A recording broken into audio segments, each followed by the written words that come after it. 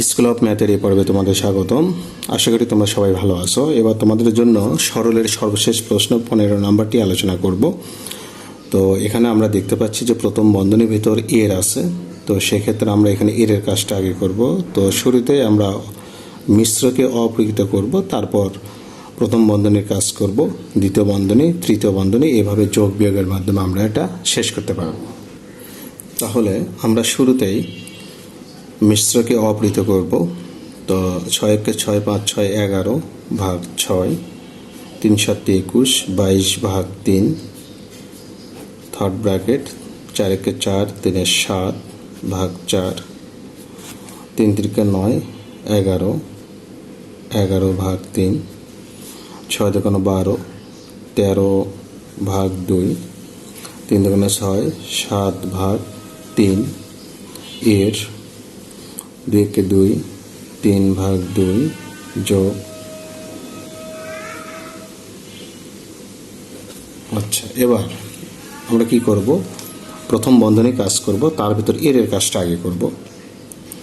তো 1 ভাগ 6, 22 ভাগ 3,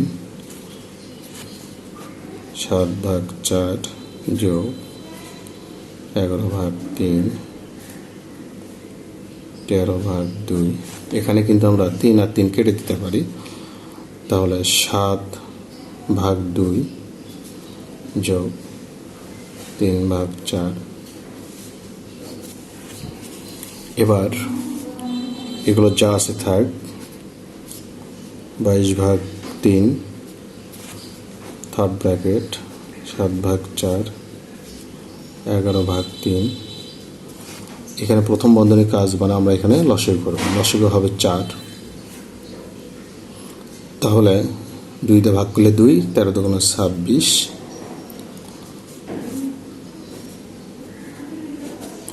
2 দিয়ে ভাগ করলে 2, 7 2 14, 4 4 কেটে যাবে 3। এবার 11 ভাগ 6, 22 ভাগ 3, 7 ভাগ 4, 11 ভাগ 3। এখানে 26 আর 3 29, বিয়োগ হলো 14 ভাগ 4। তাহলে 11 ভাগ 6, 22 ভাগ 3,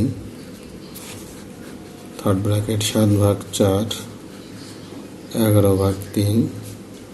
এখানে বিয়োগ করলে আমরা পাবো 15 ভাগ 4। প্রথম বন্ধনীর কাজ শেষ, এবার দ্বিতীয় বন্ধনীর কাজ। তাহলে 11 ভাগ 6, 22 ভাগ 3, 7 ভাগ 4। এখানে 4 আর 3 লসাগু হবে 12। তাহলে এখানে ভাগ করলে 4 44, এখানে 3 45।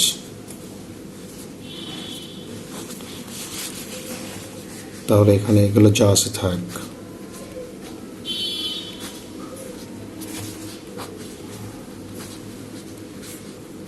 এখানে 12, এখানে বিয়োগ করলে হবে 1। 45 থেকে 4 44 বাদ দাও, 1 হবে। কিন্তু 45 বড় হওয়ার কারণে বড়র আগে যে চিহ্ন থাকে সেই চিহ্ন দিতে হয়। থার্ড ব্র্যাকেট ক্লোজ করো।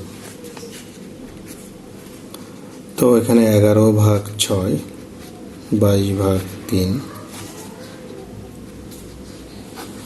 7 ভাগ 4। এই মাইনাস প্লাস এখানে মাইনাস হবে, তাহলে 1 ভাগ 12। এখন 11 ভাগ 6, 22 ভাগ 3। এখানে যদি লসাগু করি তাহলে 12 হবে লসাগু। আচ্ছা 4, আচ্ছা 12ই হবে, আর দেখতে হবে না। তো 3 7 21, বিয়োগ 1। তাহলে 11 ভাগ 6, 22 ভাগ 3, বিয়োগ এখানে 20 ভাগ 12। এখানে 4 5 20, 3 4 12, কাটাকাটি করলাম। তাহলে এখানে 11 ভাগ 6, এখানে 22 ভাগ 3, আর এখানে থাকে 5 ভাগ 3। তো এখানে লসাগু কিন্তু, তাহলে আমরা যদি লসাগু করি 6 হবে লসাগু,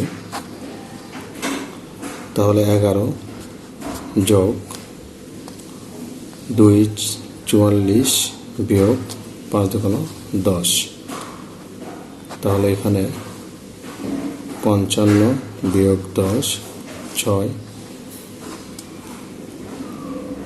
45 ভাগ 6। এখানে যদি আমরা হিসাব করি 3 15 45, 3 দুগুণ 6, তার মানে কি 15 ভাগ 2। এটা যেহেতু অপরিকৃত একটা ভগ্নাংশ, আমরা চাইলে এটা লিখতে পারি 7 দুগুণ, মানে ভাগ করলে 7 দুগুণ 14, 7 সমস্ত 2 ভাগের 1 ভাগ। এটা হলো আমাদের উত্তর, এটা 1। আশা করি তোমরা বুঝতে পারলে। এবার তোমাদের 30 পৃষ্ঠার উদাহরণ 8 নম্বরটা আলোচনা করব। এই প্রশ্নটা গুরুত্বপূর্ণ। তো এখানে তাহলে উদাহরণ 8-এ আমরা যে কাজটি করব, এখানে যে প্রথম বন্ধনীর কাজটা আগে করব, এগুলো যা আছে থাক।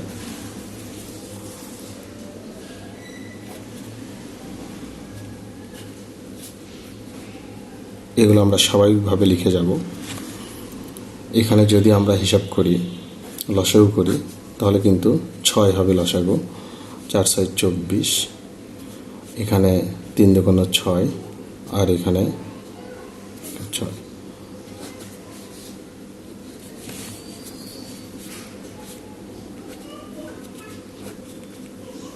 এগুলো যা আছে থাক।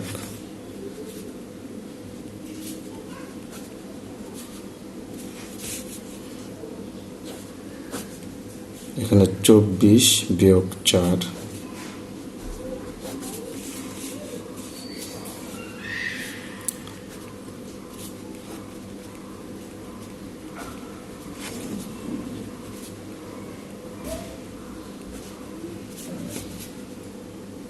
এখানে দেখো বিয়োগ করলে 24 থেকে 4 বাদ দিলে হবে কত? 20, আর এখানে 6। কিন্তু এই বন্ধনের আগে কোনো কিছু নেই, মানে তোমাকে এর দিতে হবে, এর গুণ চিহ্ন দেওয়া যাবে না। এখন এর মানে হচ্ছে তোমার গুণের কাজ। আমরা চাইলে এটা কাটাকাটি করতে পারি, 4 5 20, 3 দুগুণ 6। এখন এগুলো যা আছে থাক।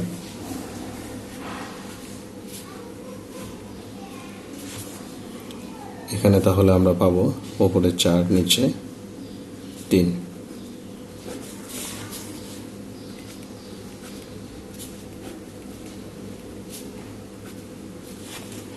এখানে লসাগু করো, 3 হবে লসাগু, 3 4 12 বিয়োগ 4।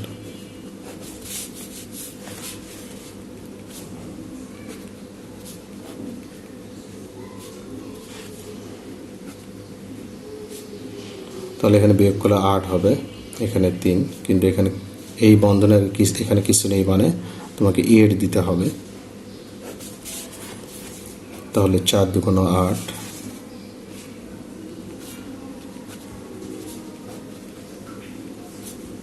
তাহলে উপরে 2, নিচে 3। এখন এখানে যদি লসাগু করো, 3 হবে লসাগু, 3 4 12 বিয়োগ 2।